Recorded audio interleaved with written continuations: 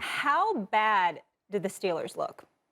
They looked awful. And you know, I told them we ain't going to even call them the Steel City no more. It's going to be aluminum. That's what we're going to call it. We're going to call them aluminum. It's aluminum right now. I mean, get a tinfoil like now, I said this a couple of weeks ago when they got blitzed by Cincinnati. You Dalvin Cook, you've been out the last couple of weeks, got the shoulder injury, whatever. Let me look at this schedule. Oh, damn. It's the Steelers we playing. Let me come back. Let me come back for this game. And sure enough, the brother ran for 205 yards. 205 yards rushing on the Pittsburgh Steelers by one man. One man. Mike Tomlin was absolutely right. They got beat at the line of scrimmage. Defensive line, offensive line, both of them were incredibly shabby. It was very, very embarrassing. I know T.J. Watt went down in the first quarter with groin injury, what have you. I get all of that.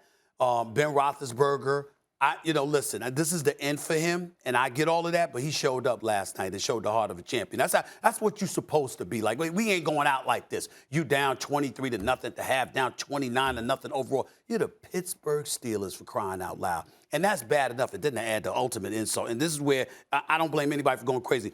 You see, I've been going off for years, and Ryan Clark more so than me. When Juju Smith-Schuster was playing, when he wasn't hurt, and you were doing TikTok videos before the game. It's football, mind you. Yeah. It's football. You just don't do stuff like that. But that's what he was doing. You certainly don't do that when you're a Pittsburgh Steeler. But that's what he did. And last night, here comes Chase Claypool. Ultra, ultra, ultra talented. No doubt about it. I'm not here trying to cast any aspersions on him as a man, his character. I don't know the guy. I know he can play.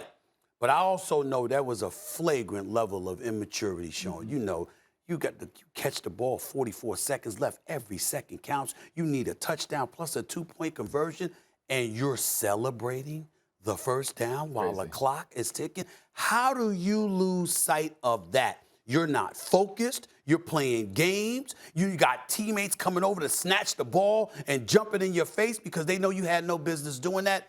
This is what the Pittsburgh Steelers have deteriorated into, and it's just sad. And then what is he yelling at right there? I don't know. Yeah. Yeah, and that was, I want to know what he said because I was kind of like flabbergasted. Yeah, they should have been yelling at him. Yeah, what are you talking about right now? I think you touched on a few good things. When's the last time that the Steelers' offense and defensive line has been dominated like that?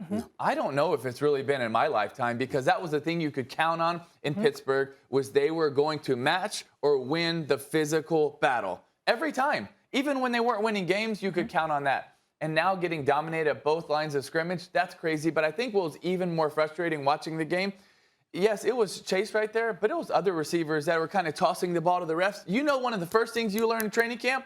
In a 2-minute drill, you grab the ball, you run it, and you hand it to the ref because they're not always athletic. They're going to bobble it. They're going to juggle it. Yeah. 3 times the refs dropped the ball. Go hand it to the ref, let him put it online. Maybe you tie that game. Maybe if you tie that game and goes to overtime, then maybe you get a chance at a playoff. Probably now you won't make the playoffs because of the littlest things. That's what you work on in training camp.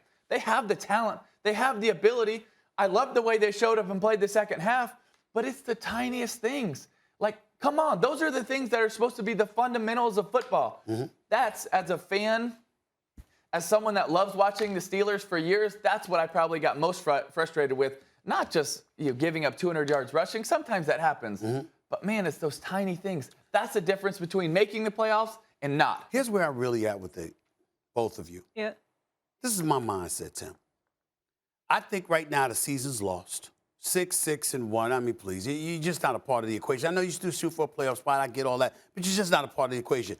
I'm sending every chance I get, I'm sending a message being fixated and committing myself to reestablishing the culture that the Pittsburgh Steelers are supposed to be. It's about the marathon. It's not about the sprint. And it can't be about next week or the week after that.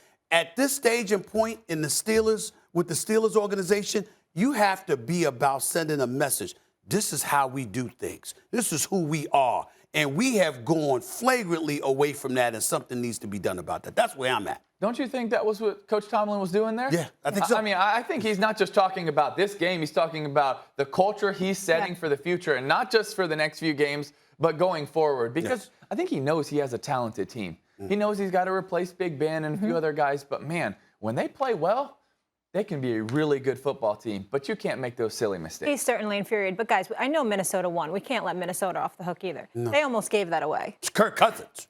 Kirk Cousins, that's who almost gave it away. Kirk Cousins, he was trying to give it away. It's Christmas time, and he said, here, Steelers, it's Christmas early. Yeah. This is our gift. This is my gift to you, because I don't know what he was doing. But this is Kirk Cousins. He'll get his numbers. He can throw the football. He can play the quarterback position. But somehow, some way, when winning time arrives, unfortunately, there are far too many occasions that we could point to where he simply isn't the dude that gets it done. Even when they end up winning games, it's usually because of a reason other than him. Yeah, and when I look at Kirk, you see certain times where he throws beautiful passes. That first half, he was throwing dimes. Those deep balls, even some of the ones that weren't complete, he was on the money.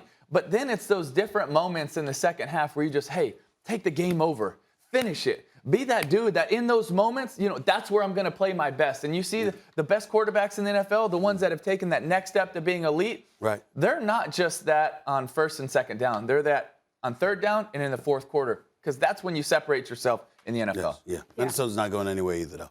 Yeah, most of their games too close for comfort. Right. Thanks for watching ESPN on YouTube. For live streaming, sports, and premium content, subscribe to ESPN+.